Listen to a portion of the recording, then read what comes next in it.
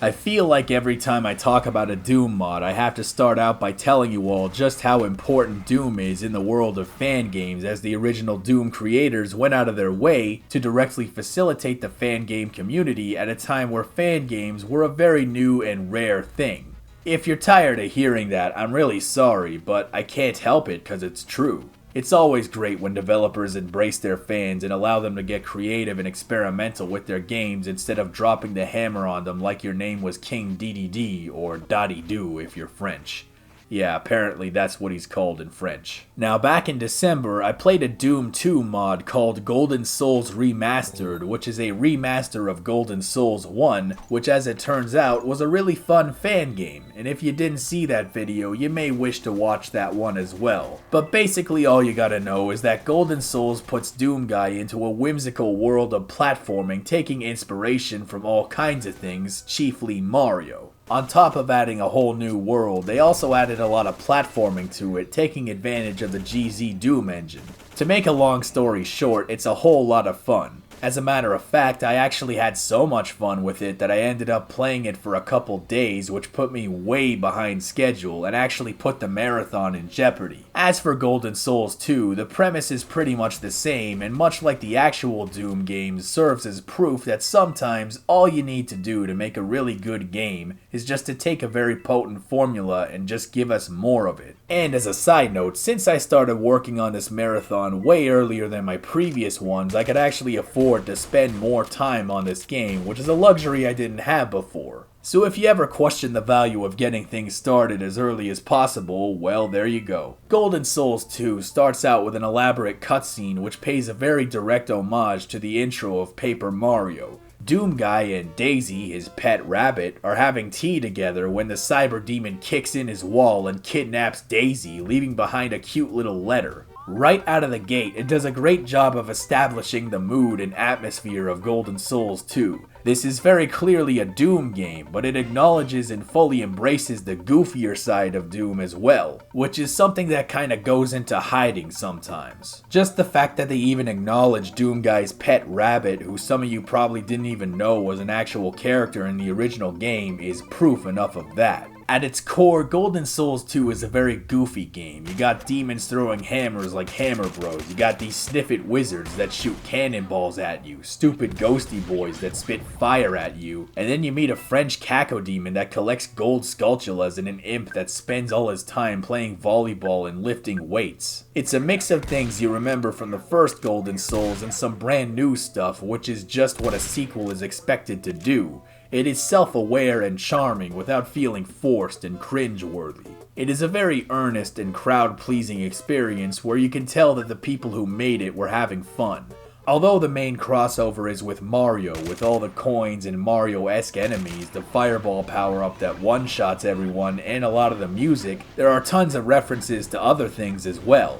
There's a whole level that seems to be made in the style of Donkey Kong Country. I think one of the things I really like about these Doom mods is the visual variety. No two levels look alike. They're usually different enough that it doesn't wear you out. I think one of my favorite ones atmospherically is this sunken ghost pirate ship, which seems to be infused with some kind of Lovecraftian horror abomination. Yeah, it remembers to tap into the horror aspect of Doom as well. People don't always think of horror with respect to Doom because in the new games you are the horror, but in classic Doom you are just an impulsive lunatic fighting for his life. Difficulty-wise, the game has 5 settings like the vanilla Doom, but if you want my advice, I would strongly recommend playing on the middle difficulty. I played on the second hardest difficulty and I cannot recommend it at all. The game is so punishing on this difficulty, possibly even more so than the actual game. You can get blown to pieces the second you walk through a door on this difficulty, and then you have bosses like this, who put all these deadly particles in the air that hurt you if you touch them, except you have to touch them to avoid getting blasted.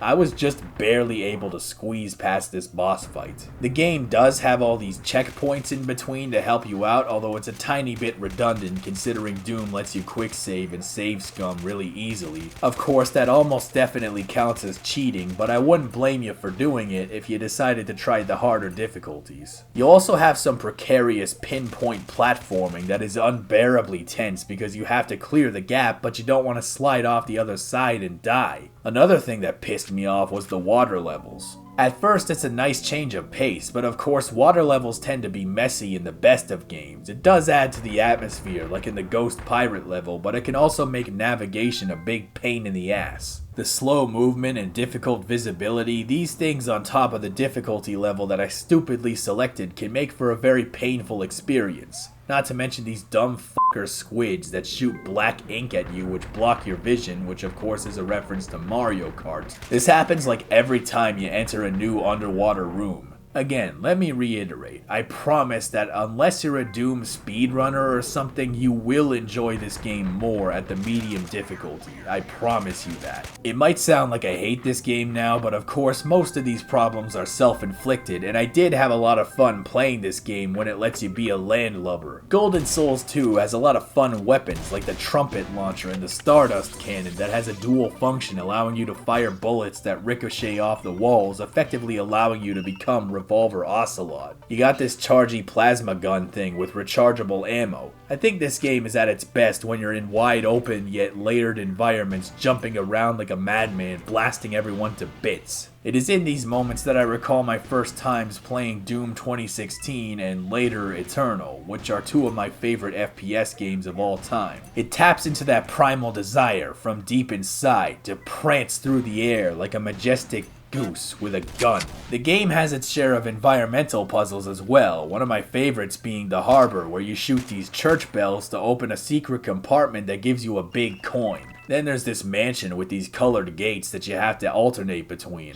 And that's another cool thing. In the first game, the big coins were required to unlock secret levels and areas. But in this game, the big coins are used to unlock upgrades for your weapons. It gives them a shiny gold tint and makes them more effective, like turning the pistol fully automatic and increasing the rate of fire for the assault rifle. As much as I complain about the self-inflicted injuries of the high difficulty setting, it really does incentivize hunting down all these coins to make the game slightly easier. And some of these coins are really well hidden to the point that it's almost unfair. And as I alluded to earlier, there are also gold Skulltula tokens to find in certain levels. Just like the game they were lifted from, you gotta listen for that scratching sound and then find them hiding in a little corner, kill them, and take their token. When all is said and done, Golden Souls 2 is a game with a lot of fun moments both on the gameplay end and the presentation end, and I can definitely recommend it on the medium difficulty. Anything higher than that, it's your funeral. Now, tomorrow's video is on an entirely different kind of game, and as much as I would love to tell you all about it, for now, my lips are sealed. Merry Christmas, cousins.